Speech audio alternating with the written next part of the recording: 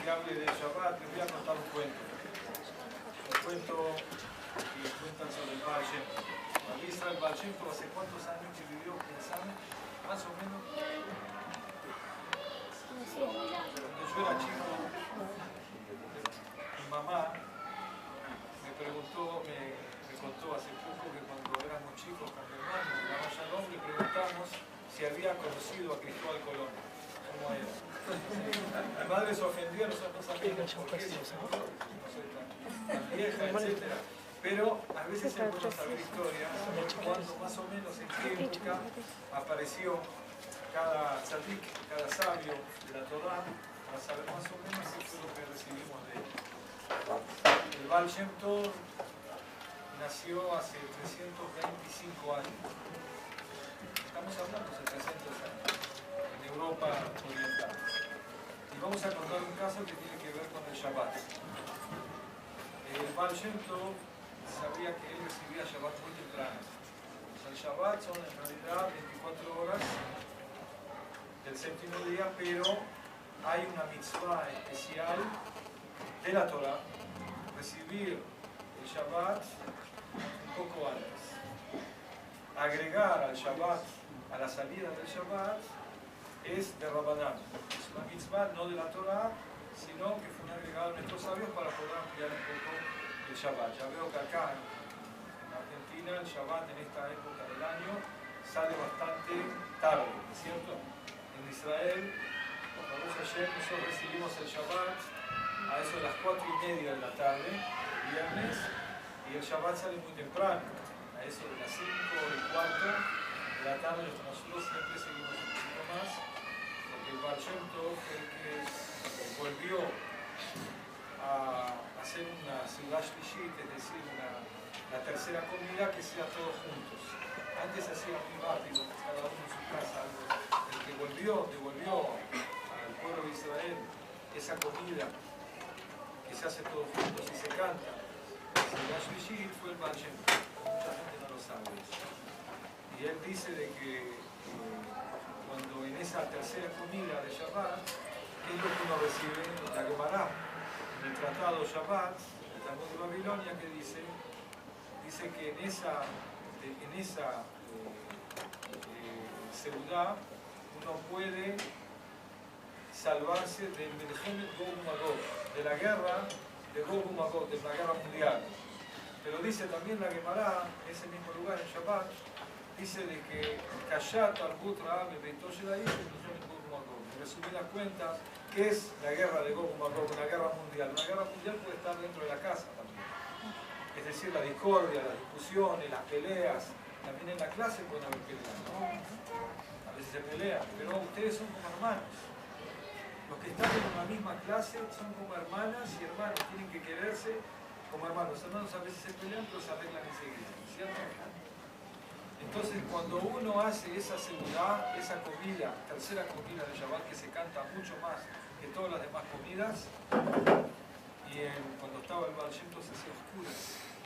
Empezaban a comer con luz, después se caía el sol, en los casos ya terminaban comiendo oscuras y cada uno pensaba qué tengo que mejorar yo, ya nadie lo veía, estaba todo oscuro, entonces pensé, ¿cómo me voy a arreglar con él y voy a dejar de pelearme con el otro?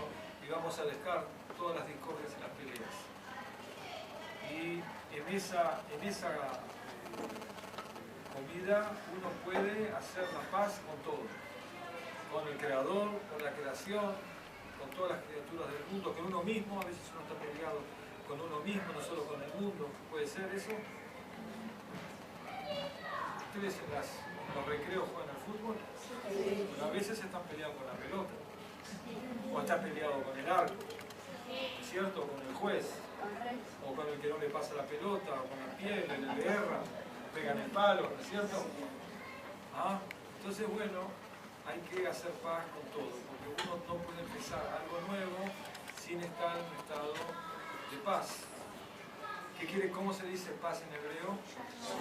Shalom. Shalom viene de qué quiere decir shalom también, tiene que ser completitud, shalem, está completo.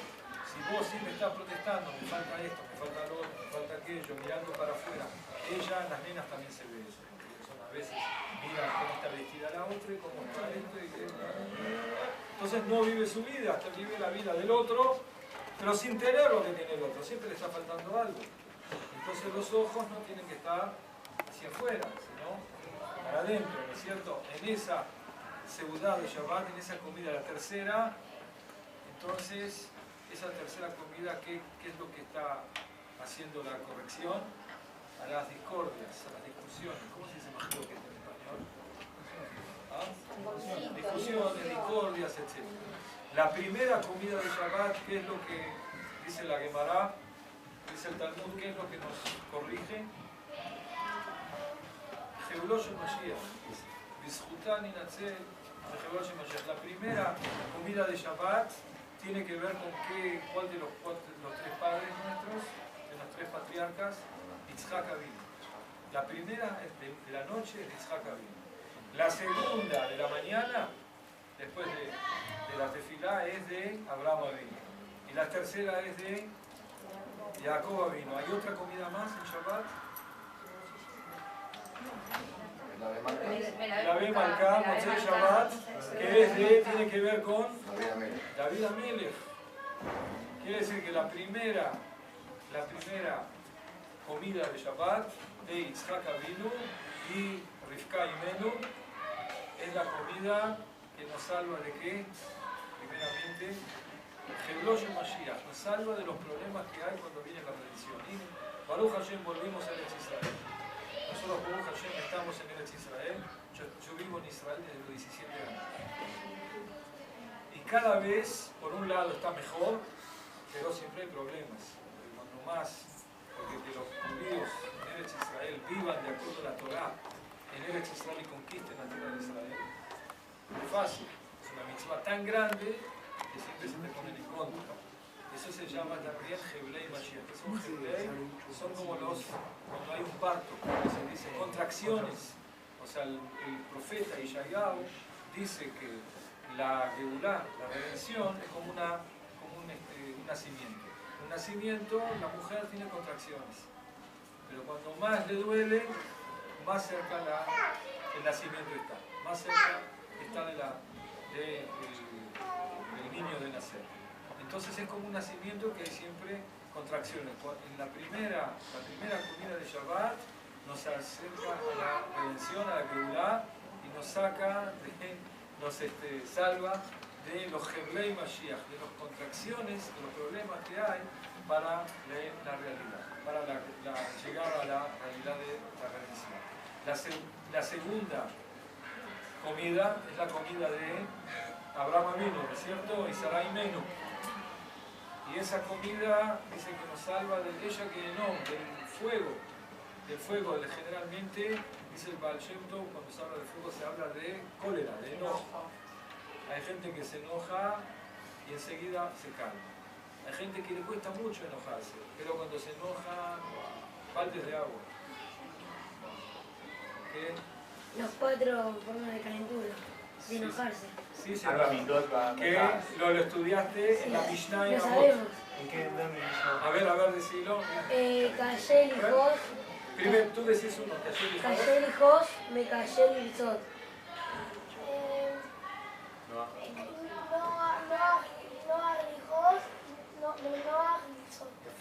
¿Qué? ¿Y el cuarto?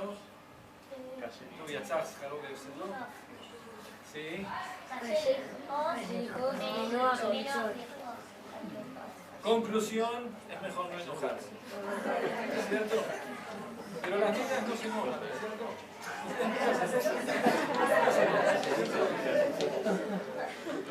Solamente no tienen lo que ponerse, ¿es cierto? Tengo varias hijas. Una de ellas a los 2 años ya me dijo que no tenía lo que ponerse. Mirá tú, ¿cómo se dice el ropero? El ropero ya está respirando, así, está por explotar. Y así con las manos. Es algo que congénito.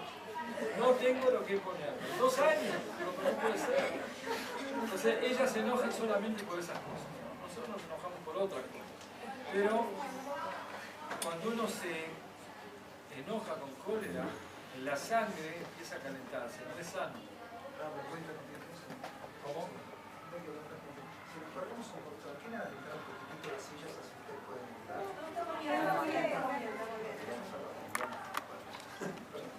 Gracias. Entonces, la segunda comida de Shabbat de Abraham vino, que era Isha Gesed, o sea, mucha piedad, mucho Gesed, mucha generosidad, nos salva de la cólera, nos salva del enojo. Cuando una persona no se enoja, todo le sale bien. Después la tercera dijimos que nos salva de la discordia, pero hay otra cosa más, dice, que en la tercera comida nosotros recibimos algo muy superior que se llama Ra'avat de Ra'avim, Ratzonot, es decir, la voluntad. Porque cuando uno sabe las cosas con la cabeza, pero no tiene ganas, ¿funciona o no funciona? Tú entendés, hay gente que entiende que, por ejemplo, a veces tú entendés que tenés que estudiar, pero no tenés ganas. Entonces ahí hay un conflicto, ¿no es cierto? No, falta el combustible, falta la nafta. Entonces, ¿dónde recibimos la nafta? Es la voluntad. Razón se llama. Razón en hebreo viene de la rutz, de aritz, viene de lo que nos hace correr, nos da la energía para hacer las cosas. La voluntad es la identificación nuestra con la Torá, con las mitzvot, con la tefilá, con los buenos hábitos. Cuando uno tiene la voluntad, todo funciona.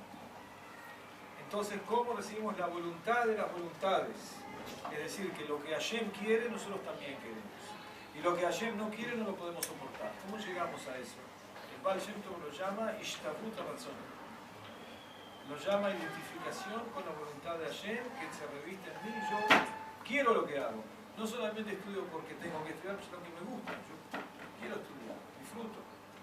Tengo la voluntad. ¿Tiene razón? ¿Tiene razón? Y lo mismo con la tefilá, y lo mismo con las mitzvot. Y si me cuestan las mitzvot, si hay una mitzvah que me cuesta, cada uno tiene una mitzvah que es la que más quiere, de acuerdo a su alma, si uno llama. Y tiene una mitzvah que es la más difícil. La más difícil para él y para ella es esa mitzvah específica. ¿Qué hacemos con eso? Cuando hay una mitzvah que es la más difícil, la que más me cuesta, ¿qué hacemos? A ver, las nenas dicen, hacemos igual. claro que la hacemos igual. Pero ¿qué significa eso? ¿Por qué me cuesta? Y yo veo a mi amiga que a ella no le cuesta nada, para ella no es nada. No hay que trabajar. ¿Ah? Hay que trabajar. ¿Sí? Soy vago. ¿Cómo? Soy vago. No, pero esa es una respuesta limitada. ¿Por qué? Porque sos vago para una cosa, pero para la otra no. La pregunta mía es, ¿por qué sos vago para esto? Es lo que venimos a ¿Qué corregir. pasa ahí? Es lo que venimos a corregir. Acá vemos que las alumnas son muy buenas. ¿Saben la lección? Dice que lo que nosotros venimos a este mundo a corregir es lo que más nos cuesta. Y ahí está, ¿cómo se dice? El sahar, la recompensa más grande es lo que más me cuesta. Si a mí me cuesta eso, yo tengo que pedir, dame la voluntad. Antes de empezar la tefilá, ¿qué decimos nosotros? Et razón, Elohim, Berov, Hasdeja, Anen, Bemet, Isheja. Et razón, ahora es el momento de hacer la corrección a la voluntad. Ahora vos me arreglás la voluntad. En el medio de la tefilá que decimos, Potea, Getiateja, Umasbía, Lejalhai, razón, dice, es el momento de recibir la voluntad que no tengo. En la tefilá le decimos a Hashem, dame la voluntad que no tengo, dámela porque no la tengo. No tengo el combustible, no tengo las ganas, dame las ganas. Y después de la tefilá, al final, antes de volver con los pasos atrás, ¿qué decimos? Yule, razón, Fi, Begion, Yule, Paneja, decimos, razón, ahora sacame el razón, la voluntad, que no funciona, una voluntad exterior, que no significa nada para un judío. Es una cosa exterior, sacame esa voluntad. A veces uno quiere hacer cosas que no tienen nada que ver con su neyamá, ¿cierto? Sacámelas. El Baal Shem Tov, esto es lo que le acabo de decir, lo dice el Baal Shem Tov. El Baal Shem Tov una vez, él en Motzei Shabbat, sábado de noche, cuando salía el Shabbat, él fumaba una pipa. La pipa era una pipa un poquito larga, no como las que usan hoy día, no las pipas inglesas, era una pipa de esas de Europa Oriental, con un tubo larguísimo. Y él fumaba y miraba el humo. Cuando miraba el humo, él veía cosas. ¿Qué veía el Baal Shem Tov? Veía qué es lo que Hashem está mandando al mundo para corregir durante toda la semana. Y como el humo es algo medio, intermedio entre lo espiritual y lo material, porque es algo que casi no se puede empezar, pero que se puede ver. Entonces ahí es que él veía lo que estaba cayendo para toda la semana. Y él, como él era un grande de Israel, él tenía el permiso de poder ayudar, poder corregir algunas cosas y salvar a alguna gente, porque él era lo que se llama el Beit Din Shel Ma'ala. ¿Qué quiere decir Beit Din? El tribunal de Hashem. Era el socio, nosotros somos socios de Hashem, ¿no es cierto? No solo somos servidores, tenemos que ser servidores, de Hashem. Hay tres niveles de servir a Hashem. Uno es Eved, servidor, el otro es Sar, ministro, y el otro es Ben. Rabim, Atem, Hashem es lo que dicen, somos hijos de Hashem también. El hijo está más cercano a papá, ¿no es cierto? Entonces nos consultamos, nos hablamos, pero para ser un hijo, Ben, hay que comportarse como Ben, ¿no es cierto? Entonces él sabía lo que iba a pasar y tenía el permiso de hacer algunas cosas. Entonces generalmente él tiraba la pipa y decía, bueno, salimos. Se subía a la carroza, tenía un chofer, ¿cómo se dice? Balacule, ¿cómo se dice? Carretero. Un carretero. ¿Cómo se llamaba el carretero del Baal Shem Tov? Un goy terrible de Ucrania que estaba siempre borracho. Y cuando no estaba borracho estaba peor que cuando estaba borracho. ¿Cómo se llamaba? Alexei. Se llamaba Alexei. ¿Qué hacía el Baal Shem Tov? Le decía, él elegía cuáles son los alumnos, los discípulos que querían subir con él. Todos querían, pero no todos podían. Este sí, esta vez sí, esta vez se elegía de acuerdo al asunto, si les podía servir o no.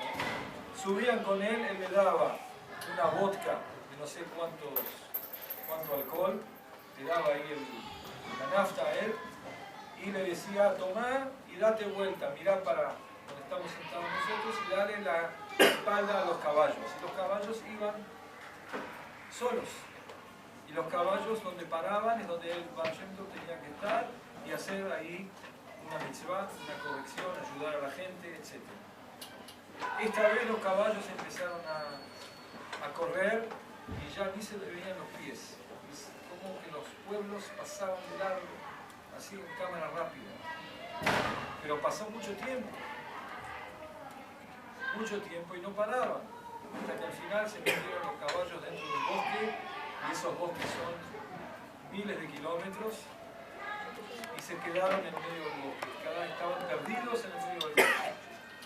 Empezaron a caminar a ver cómo podían salir, se perdieron más todavía. Quiere decir que este es un cuento que está mostrando cómo el Baal Shem Tov no triunfa, no le funciona nada, todo se equivoca. El Baal Shem Tov con los alumnos van a un lado y se pierden más, y buscan por el otro lado y se meten más en el bosque y no saben lo que hacer. Y le preguntan al Baal Shem Tov, ¿qué hacemos?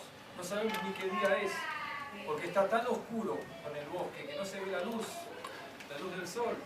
Entonces no saben cuándo ponerse los tefilín, de noche no nos ponemos los tefilín, ¿cierto? No saben cuántos son bar mitzvah acá. ¿Cuántos van a tener la bar mitzvah este año? ¿2 años? ¿Ah? ¿Qué edad tenés? 11. ¿No tenés 2 años más? Yo también. ¿Cómo se están preparando? ¿No? Muy bien. Entonces, pasan los días y ya no saben qué hacer. De acuerdo al cálculo del Baal Shem Tov, que estaba muy conturbado, dice dentro de poco va a ser Shabbat, no sabemos lo que hacer. Y al final ven una casa, en el fondo ahí ven una especie de mesuzá y dicen, bueno, soy judío. Y golpean la puerta y aparece un hombre, un urso, prácticamente una montaña de hombre, sin zapatos y con cara de malo. Cara de, ¿cómo se puede decir acá? Cara de 5 de boca. ¿Cara de malo o no es cara de malo? Bueno, Entonces los mira y le dice, ¿y ustedes qué quieren acá? Dice, bueno, usted es judío, queremos estar acá en Shabbat. Dice, ¿para qué necesito ustedes que vengan al Shabbat acá en mi casa? Ustedes son gente que ya les veo la cara, siempre están haciendo preguntas y siempre están viendo la comida y que kashrut y que todos váyanse de acá. Dice, te empezaron a decir que estamos dispuestos a pagar. Claro que van a pagar. Dice, si no, todo lo que tienen no entran acá. Al final los aceptó porque se iban a quedar fuera del Shabbat. Durante varios días los hizo sufrir. Le decía, ustedes tienen que hacer tefilar rápido como yo. El tipo hacía la tefilá, terminaba antes de empezar. Era más rápido que la luz para hacer la tefilá. Las brajot eran pum, pum, pum, pum, se acabó. Comer era como oír como cortar leña como comía. Metía todo dentro de la boca. Era algo que era insoportable. Y le gritaba todo el tiempo, decía, ahora váyanse a dormir, dice, pero no podemos cantar en Shabbat, cantar casi le pega, así varios días, hasta que el último día, eso se llama Shabbat Amufra, entonces el Shabbat de suplicio, ¿cómo se dice Mufra? El Shabbat no hay traducción, ¿no? Era un Shabbat que fue un suplicio para el Baal Shem Tov de los alumnos, hasta que terminó el Shabbat y después no los dejaba salir. Les ponía otro día y otro día y otro día hasta que ya no podían más, se querían escapar. Hasta que finalmente, cuando ya se estaban por escapar, de repente aparece una señora. La señora lo mira al Baal Shem Tov y le dice, ¿no te acordás de mí? Le dice el Baal Shem Tov, no. Y dice, yo soy la huérfana que hace 20 años ustedes me tomaron, me trajeron a su casa, yo no tenía papá y mamá, y ustedes, yo tenía 5 años, ustedes me tuvieron en casa.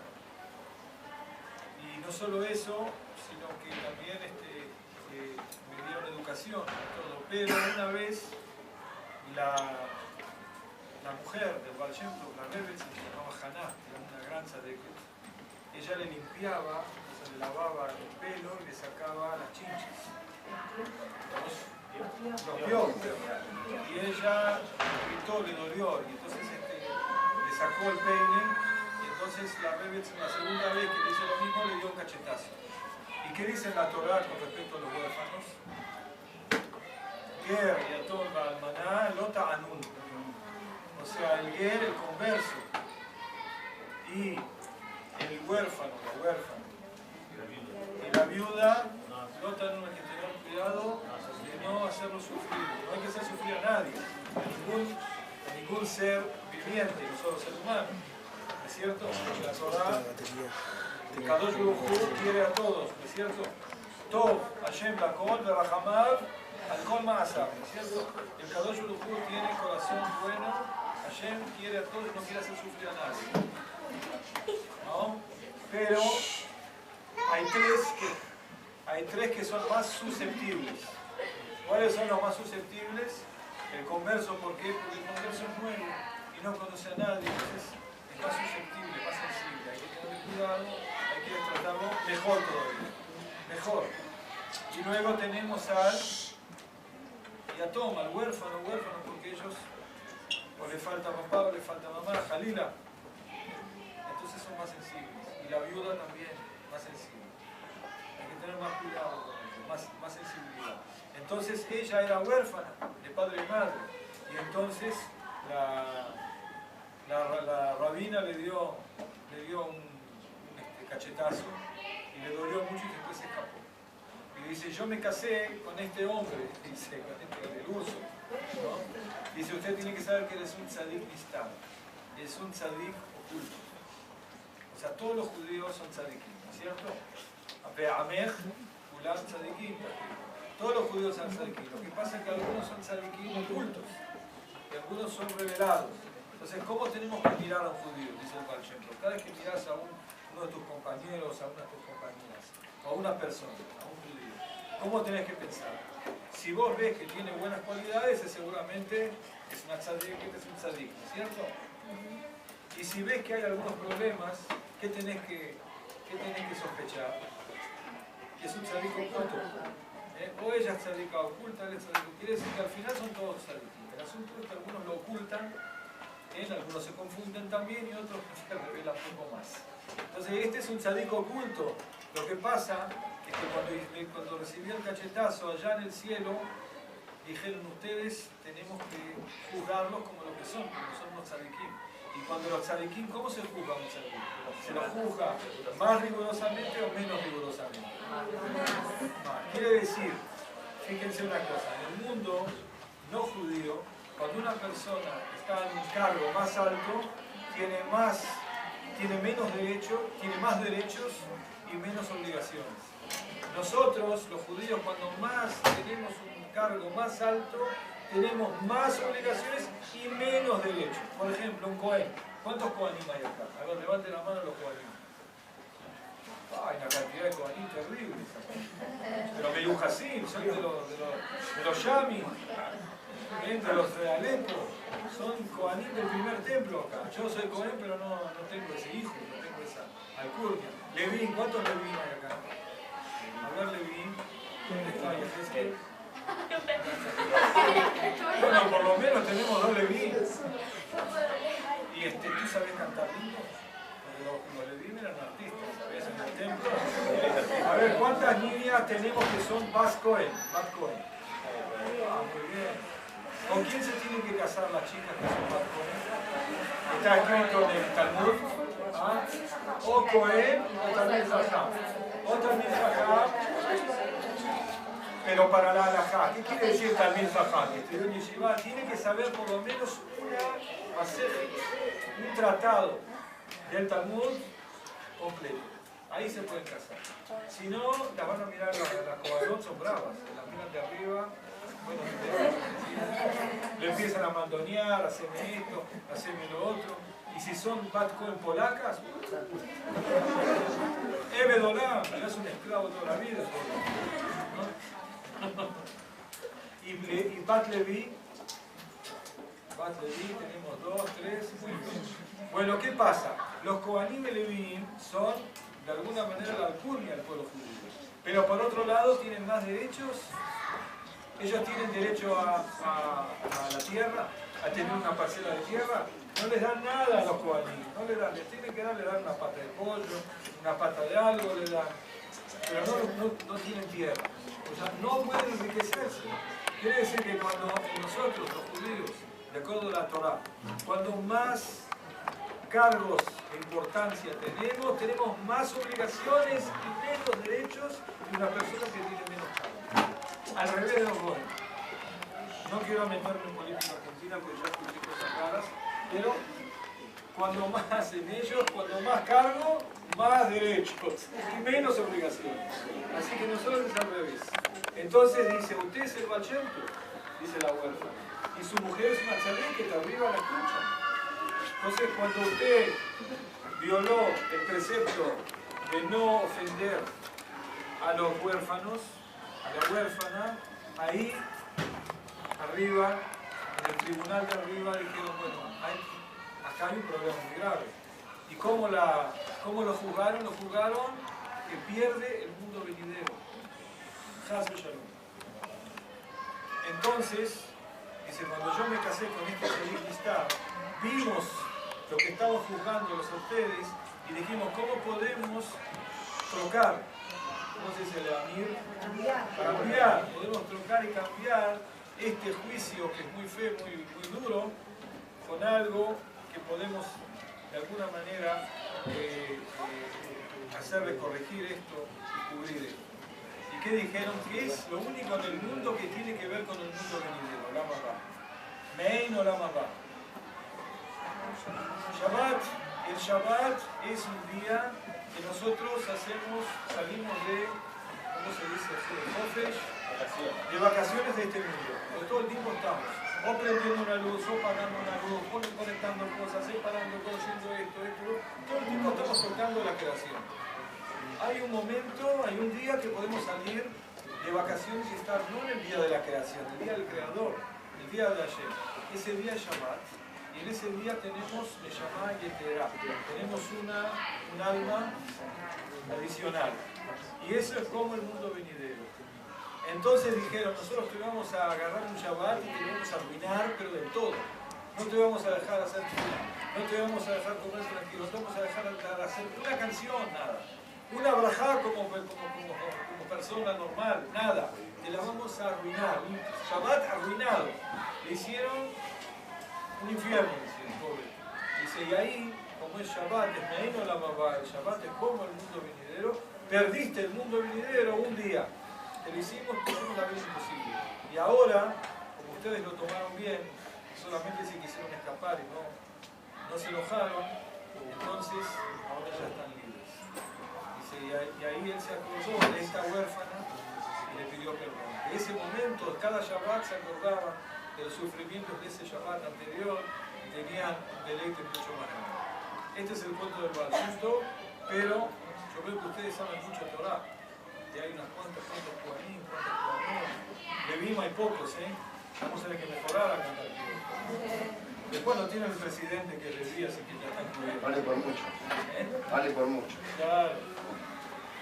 Él los quiere mucho. Todo el camino para acá me están hablando cómo los quiere a todos ustedes.